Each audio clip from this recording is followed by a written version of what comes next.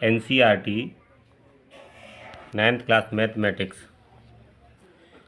में बहुपद प्रश्नावली 2.1 का चौथा सवाल है। निम्नलिखित बहुपदों में से प्रत्येक बहुपद की घात लिखिए। तो प्लस के 4x² प्लस 7x, तो इस पे करते हैं हम।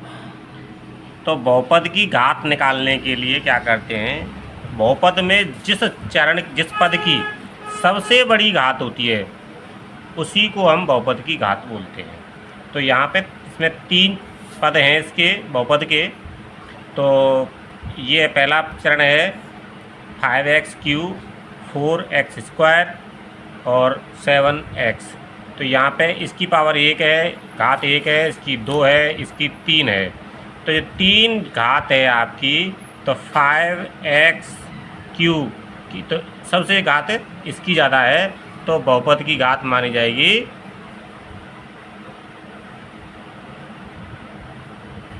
3, जो सबसे बड़ी है। इसी तरह से दूसरा है आपका 4 - y², 4 - y²। तो सेकंड पे 4 - y², तो इसको लिखते हैं। तो 4/0 माइनस के y²। तो इसमें बहुपद की घात सबसे ज़्यादा कौन सी है, स्क्वायर। तो घात मानी जाएगी बहुपद की 2।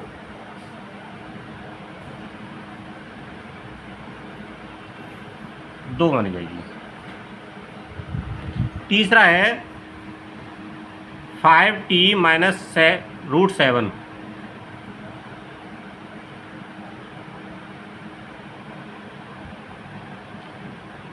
5t - √7। तो यहाँ पे बहुपद की बीजीय व्यंजक की घात 1 है और यहाँ पे बीजीय व्यंजक है ही नहीं, तो इसमें बहुपद की इसकी बीजीय व्यंजक की घात 0 है। तो सबसे बड़ी घात कौन सी मानी जाएगी, 1 मानी जाएगी। तो बहुपद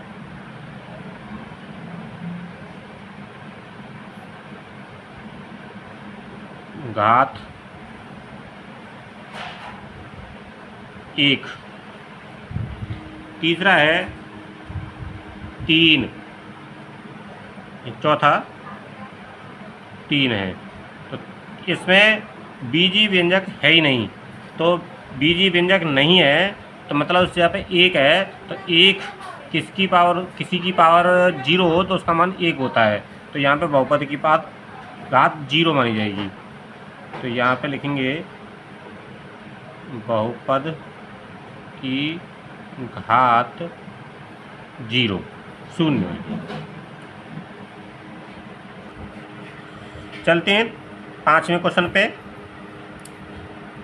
बताइए कि निम्नलिखित बहुपदों में कौन कौन बहुपद रैखिक हैं, कौन कौन द्विघाती हैं और कौन कौन त्रिघाती हैं। तो क्वेश्चन नंबर 5 में पहला है।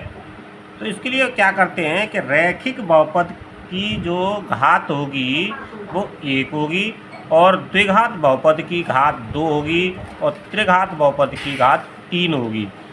जिस बहुपद की जितनी घात होती है वही उतने ही घाती बहुपद होता है। तो इसका पार्ट 1 है x² प्लस x। तो x² प्लस x है। इसमें बहुपद की घात कितनी है, 2 है। तो यहाँ पे लिखेंगे बहुपद की घात 2, बहुपद की घात 2 है, इसलिए ये द्विघाती बहुपद हो गया। तो क्या लिखेंगे इसे, द्विघाती बहुपद है।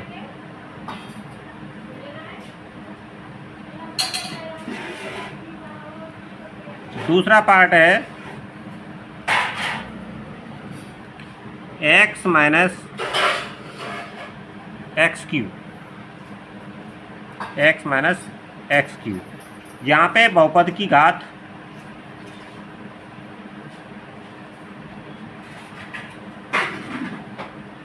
तीन है, तो ये हो गया त्रिघाती बहुपद हो गया। जितनी घातें उतने ही घाती बहुपद हो जाता है, त्रिघाती बहुपद है।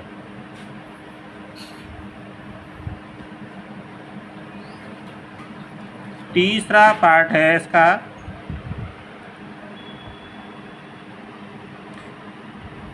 By plus by square plus 4, by plus by square plus 4। इसकी घातें 2 है, यानी बहुपद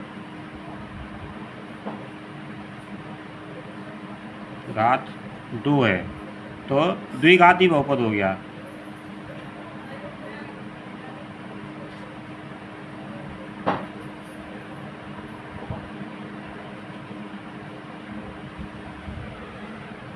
चौथा है 1 प्लस एक्स, 1 प्लस एक्स। यहाँ पे बहुपद की घात 1 है,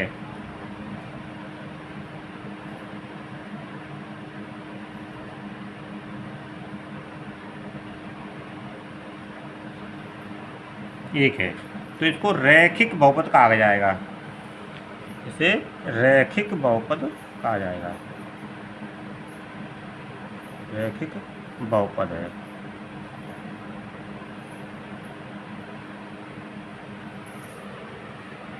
चलिए, फिर है आपका पांचवा 3t, 3t। तो यहाँ पे इसकी बहुपद की घात 1 है,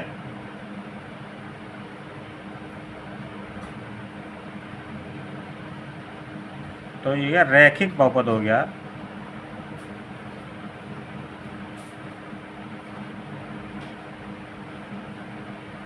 छठवां है आर स्क्वायर, तो यहाँ पे बहुपद की घात 2 हो जाएगी,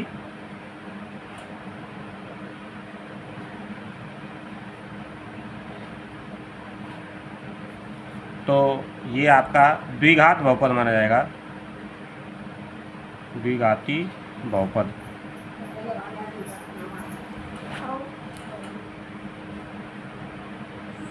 सातवां है 7x क्यूब, तो इसमें बहुपद की घात 3 है,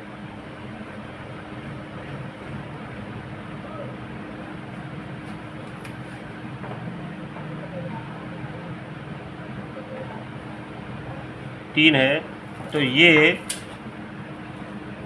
त्रिघाती बहुपद माना जाएगा।